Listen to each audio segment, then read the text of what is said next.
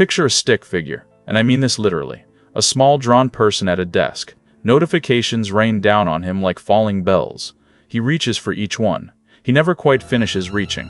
At the end of the day, he looks up. The desk is full of unfinished things. He does not understand where the hours went. That figure is 2,000 years old. The Stoics drew him in words, and then they told him exactly what was happening.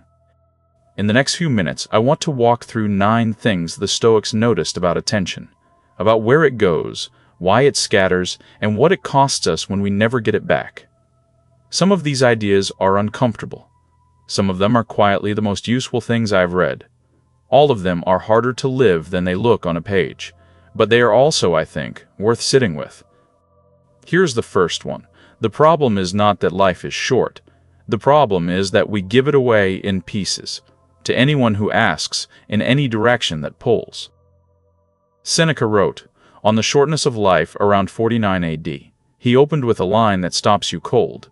He wrote, "It is not that we have a short space of time, but that we waste much of it." Life is long enough, and it has been given in sufficiently generous measure to allow the accomplishment of the very greatest things if the whole of it is well invested. This was written in Rome, a city louder, in its way, than ours. There were no smartphones, but there were social obligations, political performances, games attended out of habit rather than joy. Seneca watched his neighbors hand their hours away and then complain that there was not enough time. He called it stopping the leak. The hours were there. They were just flowing out. Tonight, before you sleep, count on one hand how many times you picked up your phone when there was no real reason to. Just count. No judgment. Write the number down. That number is how many times today you handed a piece of your day to something else. That is the beginning of seeing the leak. The second one is about breadth. We live in the age of everything. Every article, every tab, every video queued up after this one. Seneca wrote to his friend Lucilius about the same trap. It had a different shape in Rome. Wealthy citizens competed to own the most scrolls, moved quickly from one author to the next, and called it being well read. Seneca was unimpressed. He wrote, "Everywhere means nowhere." When a person spends all his time in foreign travel, he ends by having many acquaintances, but no friends. And the same thing must hold true of men who seek intimate acquaintance with no single author, but visit them all in a hasty and hurried manner. He used an image of food that leaves the stomach before it is digested. You can picture it as a stick figure sprinting between 6 open books, touching each for a second, finishing none. The figure knows a little of everything and nothing deeply. Depth requires you to stop. For the next 7 days, read or watch only one thing per day that you actually want to understand.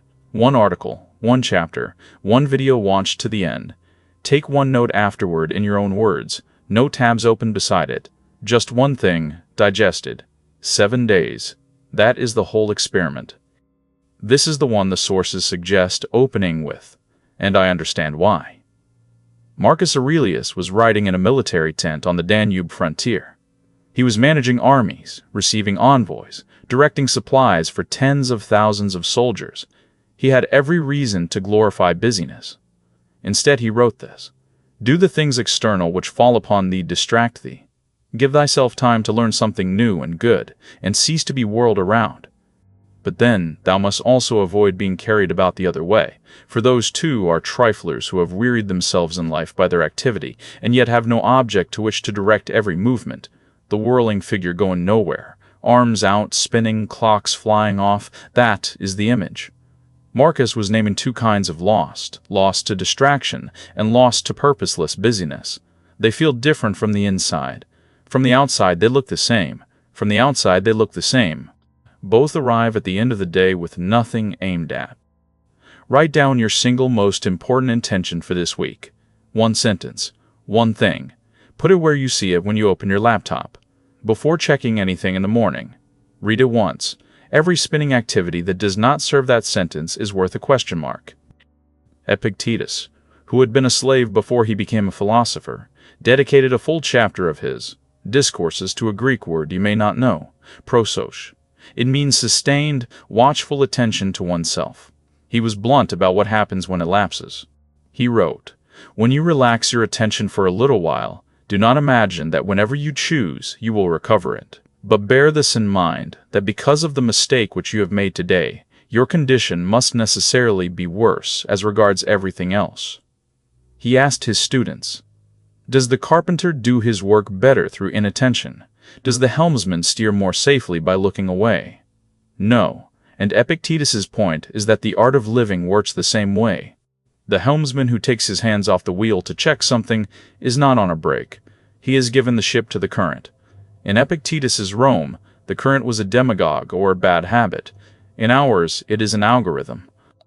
Pick 1 hour tomorrow. Morning is best, and close it. No notifications, no background noise, one task.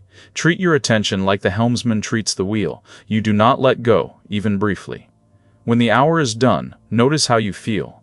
That feeling has a name. Epictetus called it prosos.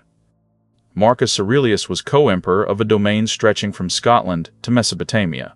He could not, by any reasonable measure, do fewer things, and yet he returned to this line in his private notebook as if arguing with himself.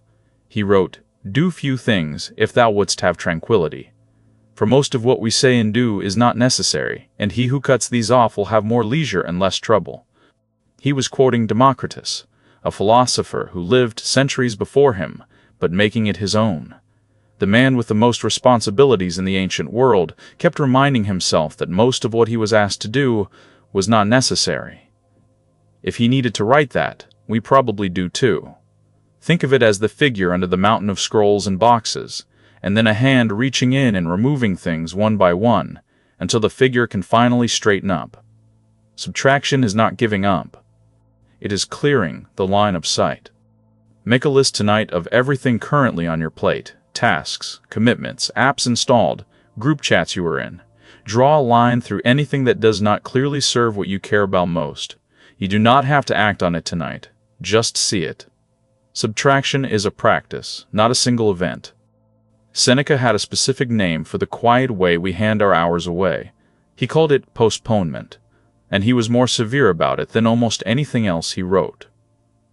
Postponement is the greatest waste of life, he said. It deprives them of each day as it comes. It snatches from them the present by promising something hereafter. His image is precise, a traveler so absorbed in casual conversation that they arrive at their destination without noticing the journey. The work was going to start after this project finished. The reading would happen when things calmed down. The course was bought and never opened. The reading list grows.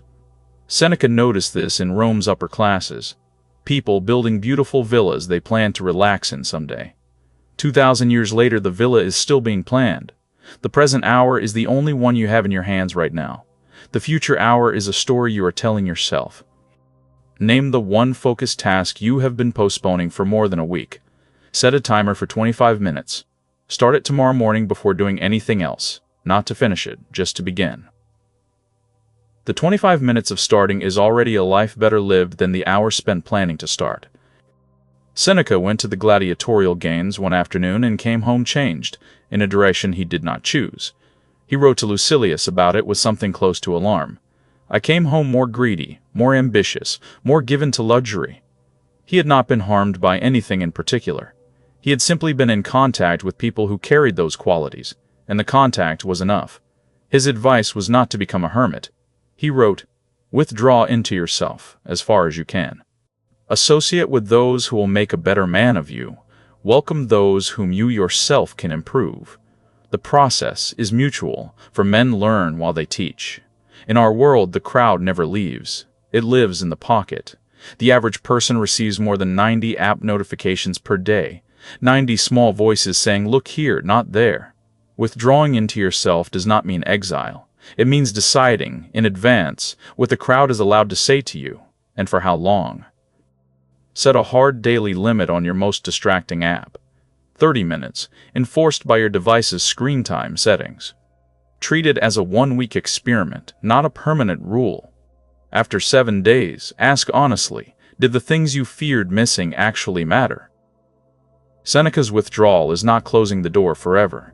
It is choosing when to open it. This one I keep coming back to.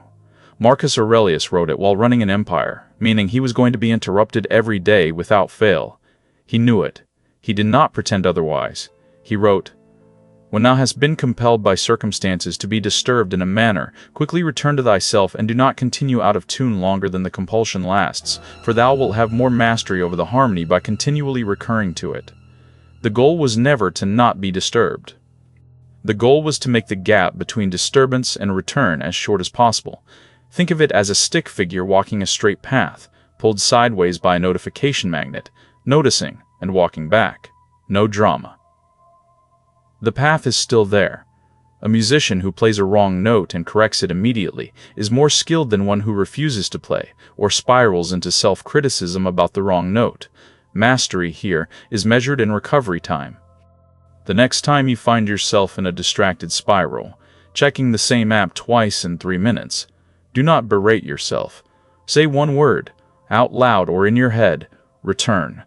Then put the phone down and pick up the thing you were supposed to be doing. That word is an anchor. Use it every time. Watch the gap get shorter.